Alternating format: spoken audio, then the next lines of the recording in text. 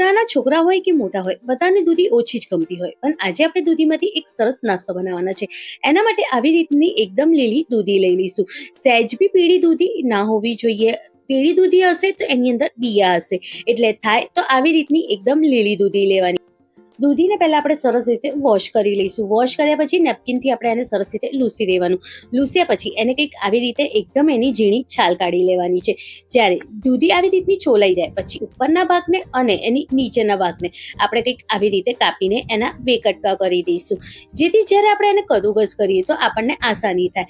હવે જે આવી રીતનું મોટું કદુકસ કરવાનું આવે છે એનાથી આપણે દૂધીને કદુકસ કરી દેવાની છે.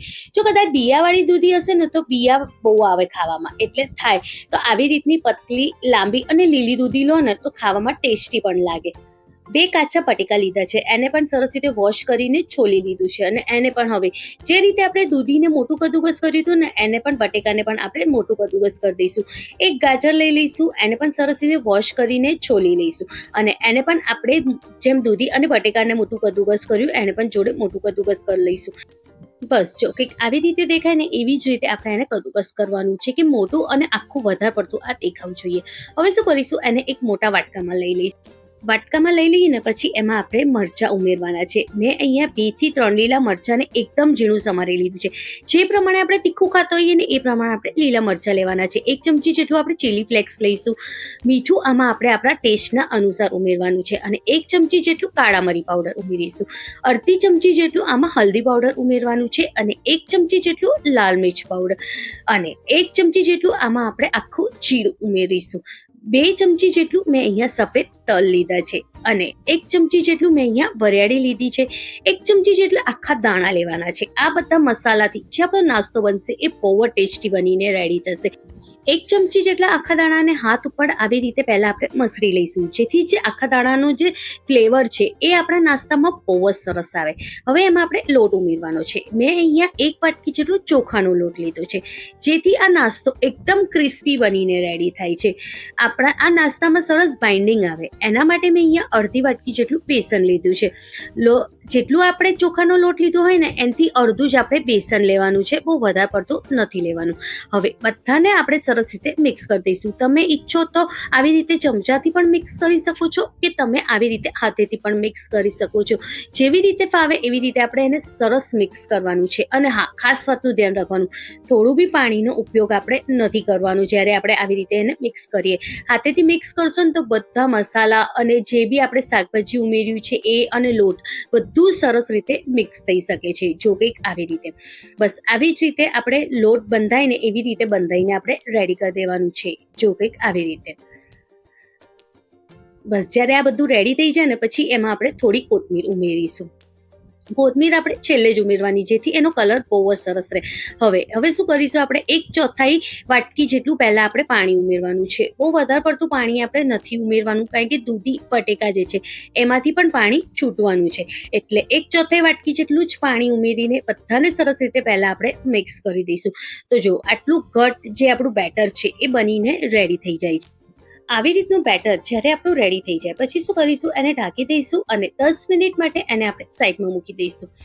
10 મિનિટ પછી એની અંદર આપણે આરારોટ ઉમેરવાનું છે. 3 ચમચી જેટલું આપણે આમાં આરારોટ ઉમેરીશું. આરારોટની જગ્યાએ તમે કોર્નફ્લાવર પણ ઉમેરી શકો છો. અગર જ્યારે આપણે એને સેટ કરવા મૂકીએ છીએ ત્યારે શું થાય છે, દૂધીમાંથી અને બટેકામાંથી પાણી છૂટે છે, એટલે આપણું બેટર પહેલાં કરતાં થોડું ઢીલું થઈ જાય છે. એટલે આપણે છેલ્લે આરારોટ ઉમેરવાનું, જેથી જે આપણું બેટર છે બહુ ઢીલું ના થાય અને એકદમ ઘટ જ આપણું બેટર બનીને રેડી થાય.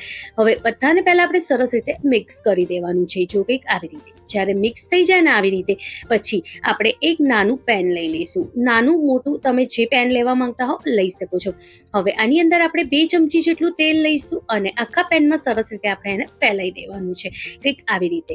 હવે આપણે થોડું કરીને એમાં બેટર ઉમેરીશું. લગભગ પહેલા આપણે 2 થી 3 ચમચી જેટલું બેટર ઉમેરવાનું છે.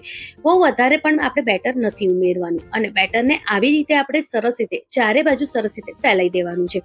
બહુ જાડું આપણે લેયર નથી કરવાની, બહુ જાડું પણ આપણે નથી બનાવવાનું. સહેજ પતલું રહેશે ને એટલું જ ખાવામાં ક્રિસ્પી પણ લાગશે. જો કંઈક આવી રીતે ચારે બાજુ સરસ રીતે પહેલાં આપણે એને ફેલાઈ દઈશું અને જે એની કિનારો છે એને પણ આપણે સરસ રીતે સેટ કરી લઈશું. હવે શું કરીશું, ગેસની ફ્લેમ આપણે એકદમ મીડિયમ કરી દઈશું. મીડિયમ ગેસ ઉપર એને આપણે શેકાવા દેવાનું છે અને આ એકદમ ઝટપટ ક્રિસ્પી થઈ જાય અને ઝટપટ કૂક થઈ જાય એના માટે આપણે એને ઢાંકી દઈશું. ઢાંક્યા પછી આપણે 1 જ મિનિટ માટે આપણે એને શેકાવા દઈએ ને તો તરત જ નીચેથી સરસ રીતે શેકાઈ જાય છે. 1 જ મિનિટ પછી આપણે એને પલટી દેવાનું છે. જો કંઈક આવી રીતે.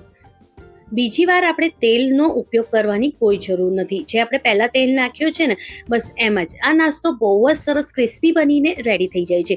પણ આપણે એને ખાસ કરીને ઢાંકીને બનાવવાનું અને આવી રીતે એકદમ સરસ ગુલાબી થાય ને ત્યાં સુધી આપણે એને શેકવાનું છે. અને જો કેટલું સરસ ક્રિસ્પી અને એકદમ ટેસ્ટી નાસ્તો બનીને રેડી થઈ જાય છે ને. બસ આવી જ રીતે બધા નાસ્તાને આપણે બનાવીને રેડી કરી દેવાનું છે. આ નાસ્તો ખાવામાં બહુ જ ટેસ્ટી અને બહુ જ ક્રિસ્પી લાગે છે. નાના છોકરાઓના લંચ બોક્સમાં તમે આપશો ને તો પણ એકદમ ક્રિસ્પી રહેશે. તમે એને ઠંડુ કરીને આપજો, ખરેખર સહેજ બી સોગી નહીં થાય અને બહુ વધારે પડતો પણ પોચો નહીં થાય. ગરમ ગરમ આ નાસ્તો ખાવાની ખરેખર મજા જ કંઈક અલગ છે. એકવાર તમે મારા કહેવાથી દૂધીનો આ નાસ્તો જરૂરથી ટ્રાય કરજો. ખરેખર ઘરમાં બધાને બહુ જ ગમશે. તમને આજના નાસ્તાની રેસીપી થોડી બી ગમી હોય તો એને લાઈક, શેર અને કમેન્ટ કરવાનું ના ભૂલતા અને તમારા દોસ્તો સાથે પણ શેર કરજો. જો મેં તમને એને તોડીને પણ બતાવ્યું, અંદરથી કેટલું સરસ અને કેટલું સારું દેખાય છે ને. એકવાર તમે આ નાસ્તો જરૂર ટ્રાય કરજો. અગર તમને થોડું બી ગમે ને તો મને કમેન્ટમાં જરૂરથી જણાવજો કે તમને આ નાસ્તો કેવો લાગ્યો. મળીએ નવી રેસીપી સાથે. Thank you.